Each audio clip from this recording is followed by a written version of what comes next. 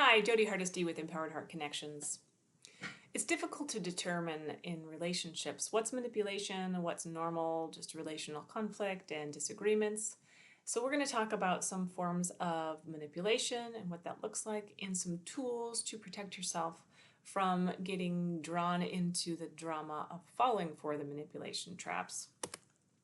So one of the primary examples of manipulation is emotional manipulation.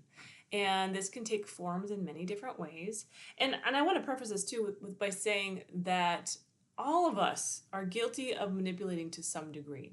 But there is a level of insidiousness of manipulation in a relationship dynamic that you need to be aware of in order to, first of all, see if it's a manipulation that can be improved or worked on, or people can learn from the situation, or if it's strictly a manipulation tactic in order to gain control and the person who's manipulating is not willing, able, or capable perhaps of growing, learning, or changing. So just wanted to preface that because, again, we are all guilty of being manipulative in some way, shape, or form. We are human beings and we're designed to get what we need in relationships. So some level of this may be typical, and again, it's things to be aware of in relationships to make sure that you are not maybe exerting manipulation in a way that is damaging your relationship. So again, manipulation can be for good, right? You can manipulate a clay object. Manipulation can mean moving, changing, shaping. But when we're using it for negative purposes, when we're being deceptive, when we're using it to make someone feel bad, that is obviously a method that's not going to be helpful for relationships. So again, emotional regulation or emotional manipulation can be due to a lack of emotional regulation, and can make you feel like you are not really able to trust your own emotions. So if you are in a relationship, whether it's a friendship, whether it's a intimate partner relationship, or whether it's even the news or social media, if you are feeling like you're having a guilt trip, you're feeling shamed, then it could be an example of emotional manipulation. And it's important to recognize what are the tactics and reasoning behind that. So some examples of emotional manipulation are, if you really loved me, you'd do this for me. Or everyone else agrees with me, you're the only one that disagrees. Or if you disagree with me, then you're obviously a bad guy. Then you're obviously doing something wrong.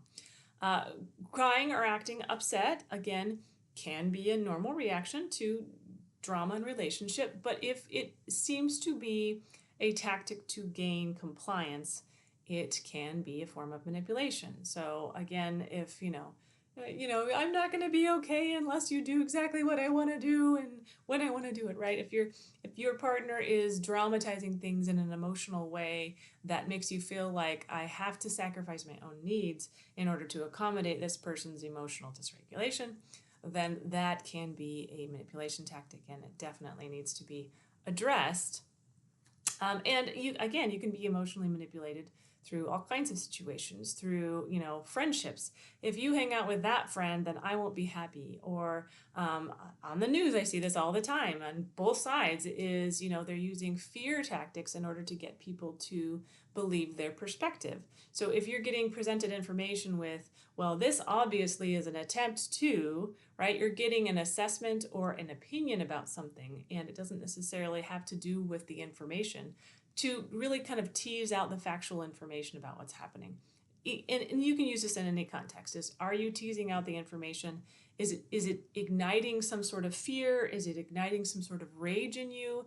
And if so, who's benefiting from that? So recognizing what is the motive potentially behind eliciting this fear, this rage, this anger, and is it actually factual, and how do I know that it's factual? What evidence do I have that gives me proof that that is a factual reason to be emotional, to be reactive, to be fearful, to be rageful? And is it going to serve anything?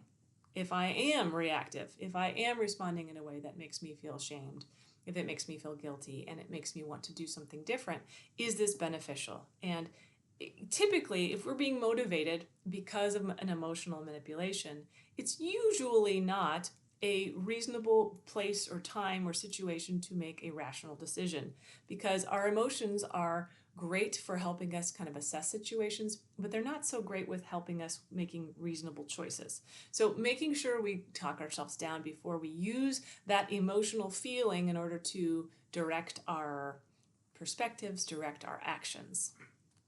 So again, recognizing another protection tool is this emotional blackmail, right? Is somebody manipulating me with my emotions?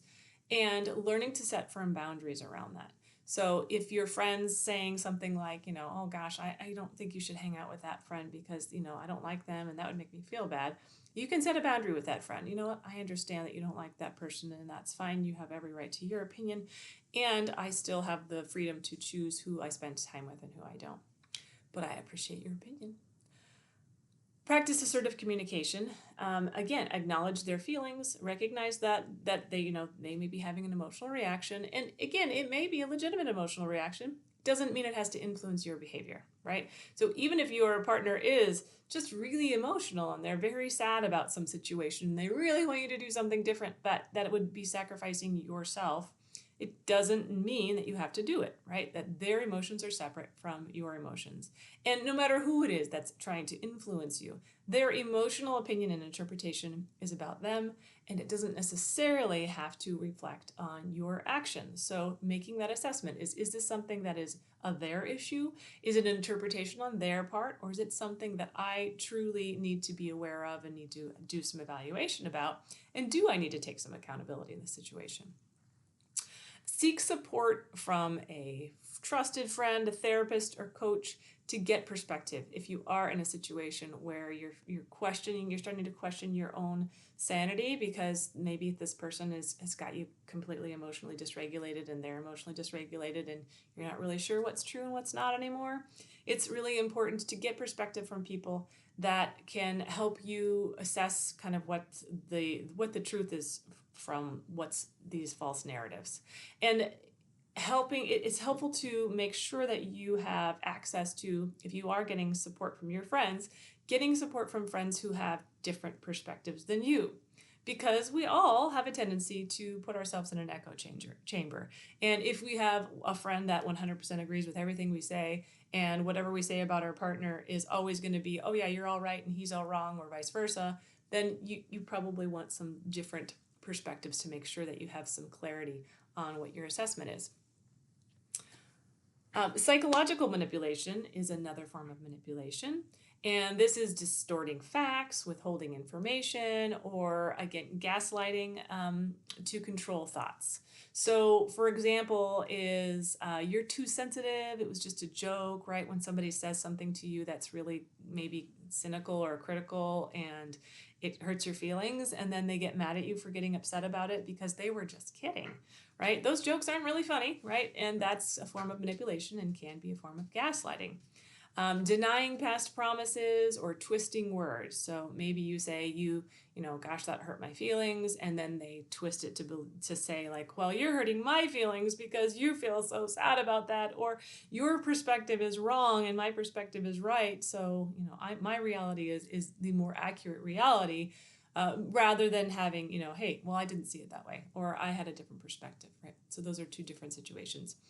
The other thing is blatantly lying about situations that you're like, I'm holding this blue cup here, it's navy blue, right? And you're getting gaslit to believe that that is not a blue cup that you're holding, it's actually a pink square that you're holding, right? That's gaslighting. When there's evidence that you have right in front of you and someone is telling you that the evidence that you have is actually, in fact, not true.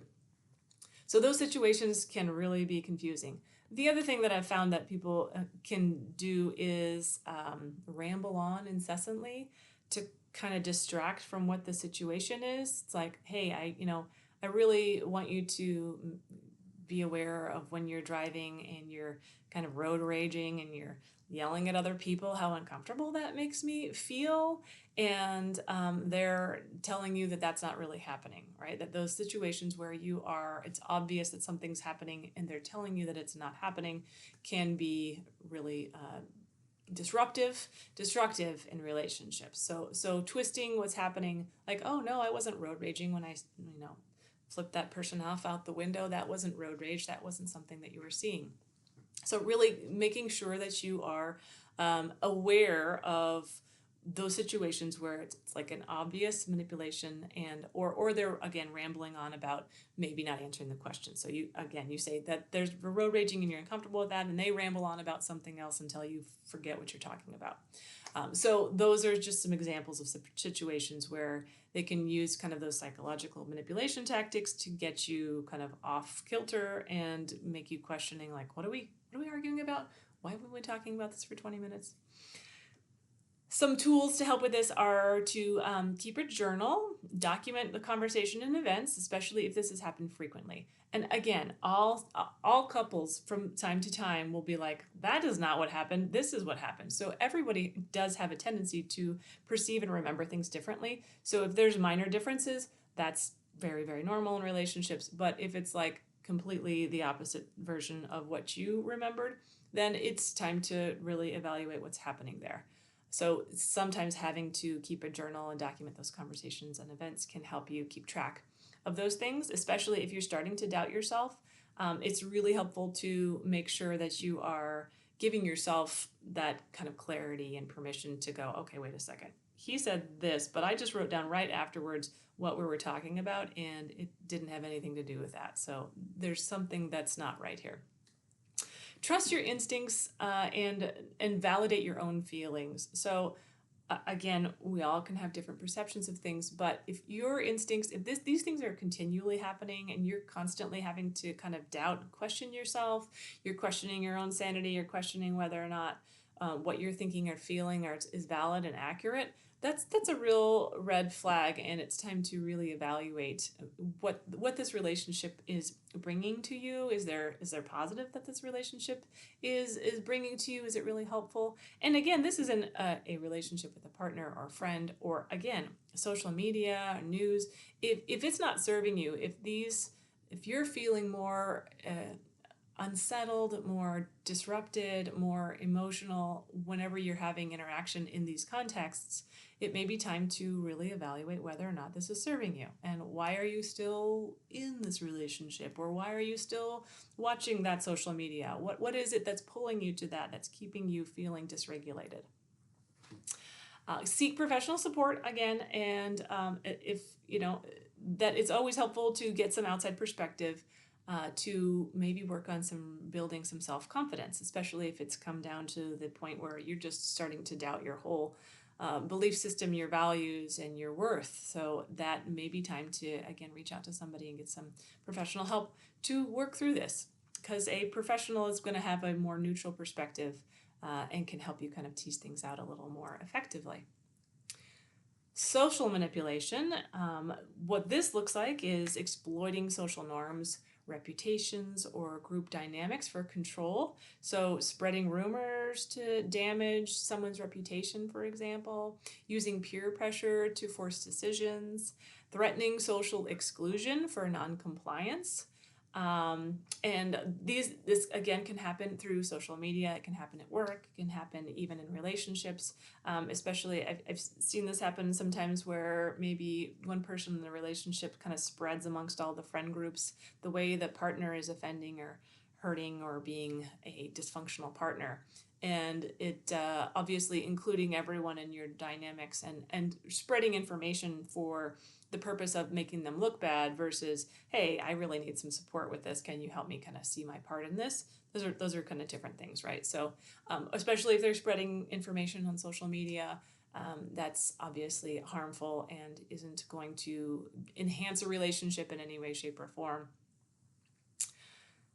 This can also happen again in the social media, news, and all kinds of other outlets, that you're saying that if you don't go along with this, if you don't believe what I believe, then you're wrong or you're excluded, right? It's the in group versus the out group. It's the us group versus them, which keeps people divided and keeps us from being able to have nuance and being able to see the gray in situations, and really keeps us stuck in kind of a black and white perspective, which is usually too extreme in order to be accurate. So some protection tools for this is to strengthen your self-worth by focusing on your strengths, focusing on your value system, and recognizing that Even if someone has a different perspective than you, it doesn't necessarily mean that you're wrong and they're right. It could just be a difference of perspective. And that if someone is bad-mouthing you to other people, then clearly this may be some time to evaluate the benefit of this relationship. Maintaining diverse social connections for support. Again, we really want to not have that echo chamber. We want to have people have different perspectives. Sometimes whenever I go to a friend, I'm like, okay, my husband and I are arguing about this. Can you tell me what your perspective is? Can you see it from my side and his side? And what can I do? What can I do to help us navigate this difficult topic, right? So you want to get somebody who's going to help you navigate, not somebody who's just going to continue to add to your emotional manipulation. Like, yes, he's totally all wrong and he's the bad guy and you're right, or vice versa, right? You want somebody to give you some nuance and perspective. And confront the inaccurate information calmly and assertively, right? Like, well, that's not actually true. If I disagree with you, that doesn't necessarily make me a bad guy. Or, what I see is actually accurate from my perspective. And I understand you have a different opinion or perspective, and that's okay. But we can agree to disagree in this area. And I know that makes some people frustrated as agreeing to disagree, but there are situations where you can, where it's like, okay, I saw this situation in a neutral way, and it wasn't an escalated situation. As opposed to if someone's gaslighting you and someone's manipulating you, you may need to be clear about this is not an agree to disagree situation. This is no, clearly my perspective is totally different than yours, and I don't think we're going to have not going to be able to come to the same agreement about the situation. So just really recognizing when those situations are deal breakers, red flags versus situations that you can kind of navigate. Financial manipulation, this is often in intimate relationships that this happens. And this can be used for coercion and control. Some examples are I pay the bills, so you don't have a say.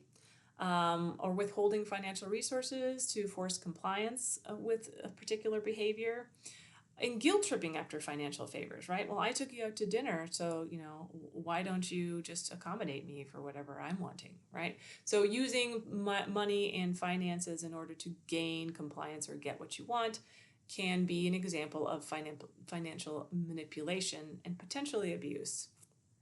Some ways to protect yourself from this is to maintain financial independence where it's possible. I know some situations that's not possible, but if you can have some safety net of finances, then that's ideal. So you don't have to be reliant on someone else for your financial security. Again, I know that's not always possible in some situations, and that might take more navigating, it may be necessary to involve couples counseling or coaching in order to get a resolution with that, especially if you are kind of financially dependent on someone.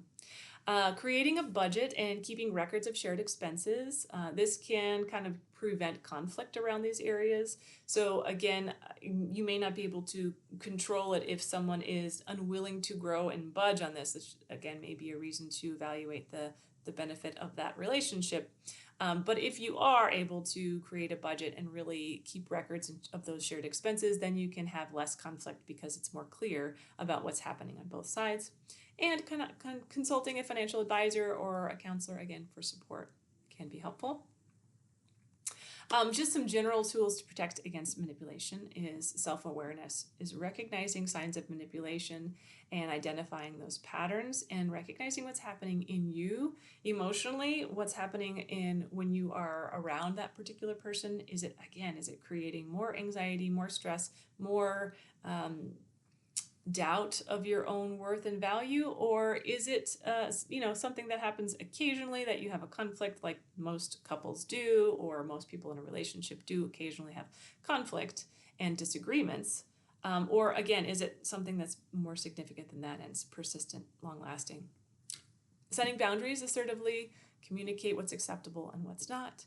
And being mindful of your own emotions, practicing mindfulness and grounding techniques to stay calm and clear-headed and really be aware of what's your own emotional reaction coming up and what's being triggered by someone else's emotional dysregulation. Again, seek support, friends, therapists, coaches, someone who can help you sort things out and get a different perspective can be really valuable. And trust your instincts. Again, if something feels wrong, if it's continually making you doubt your worth, your value, your self-esteem, it's really time to reflect on what's beneficial for you and how this relationship is serving you. But again, this doesn't mean we throw the baby out with the bathwater, right? We have to make sure that these situations are not workable, that both people aren't willing to learn and grow in this situation, because that can be an opportunity for growth in a relationship. But again, if all of these things are happening and the person that is being manipulative is not willing to grow or learn, is not able to communicate with you, is not willing to accept and hear your feedback and your perspective, then again, it may be time to evaluate how this relationship is benefiting you. All right, understanding these and manipulative behaviors can be challenging at first, but it can also be really empowering, and it's really worth navigating these situations with greater confidence to help you develop more resilience in your own life. Thank you so much for watching. Please like and subscribe and maybe even share if you found this information helpful. And I hope that this has been helpful.